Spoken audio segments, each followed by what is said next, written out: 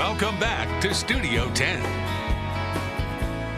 You love the great outdoors and you like wearing clothes that show it, but after about 15 minutes outside in the humidity, the logo on your t-shirt, on the back, starts to stick to you. Yuck.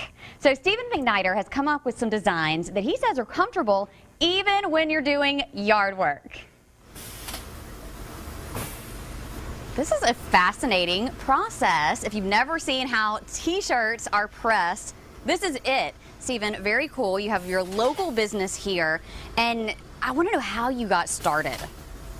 I've been active in the business and the industry since '97. Locally, since 2004, we printed for local schools, universities, clubs, fundraisers, 5K events. Then 2 years ago, got the whim to start Phins. And now you're national. Now it's national. I had a bunch of fishing shirts, but the comfort was not there. So I looked at how the shirt was printed, started with a good quality shirt, looked at the color of the shirt, the ink colors that were chosen with the species, and just kind of evolved the design from there. But the whole concept is to create a shirt that's comfortable. And that has a lot to do with how it's printed. A lot of the colors that are used on the print actually still allow a lot of the shirt to show through. Here on the tarpon, a lot of the detail in the grays of the tarpon are actually the shirt coming through. So that utilizes that as the color within the design, allowing it to breathe. This is just a spin off of the colors I like, the species, and the shirt. But you can get them in all types of different colors, as you see here. Yes, some of our best sellers are tarpon. Our logo shirts have done very well. We offer these in a lot of different colors, from neons to white to different blues, youth and adult shirts. Our blue crab has really been popular. We do it in a flamingo pink and a lagoon blue. And then red snapper is always one of the most popular shirts.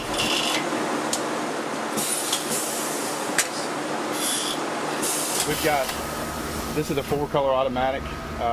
Right now it's putting 2 coats of white, spot dry in between. It gives us a good crisp, clean white print on the front left chest. So we're doing front left chest of the blue crab. We'll do the fronts first, and then we come back and print the backs. And after that, they're folded and sent out. So you just have a plate that comes down and it has your logo on it? We keep these around just because we're setting them up so often now. But each color of each print, in most cases, are 4 to 6 colors. Each color has its own screen, and then everything that prints is like a stencil on a piece of fabric. Everything that prints allows the ink to go through the shirt or through the screen onto the shirt and gives us a print. And then it's just a series of layering after that. So you do a couple of layers, send it around, flip it over, change out the screen, and then do a print on the back. Yes.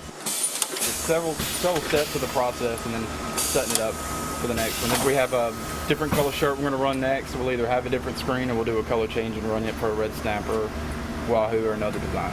Most of the work is in the setup. This equipment, it does take a lot of pressure away from the printing process. Once you get it set up, it does run. Keeps registration clean. Keeps a good, clean, consistent print through all your shirts. So once you get it set up and running, it's just a matter of keeping it running. And this is what they look like after they're printed. They were nice enough to give us some shirts. Yeah, so my shirt is red snapper, and that we're looking at your shirt right now. Look at Joe's.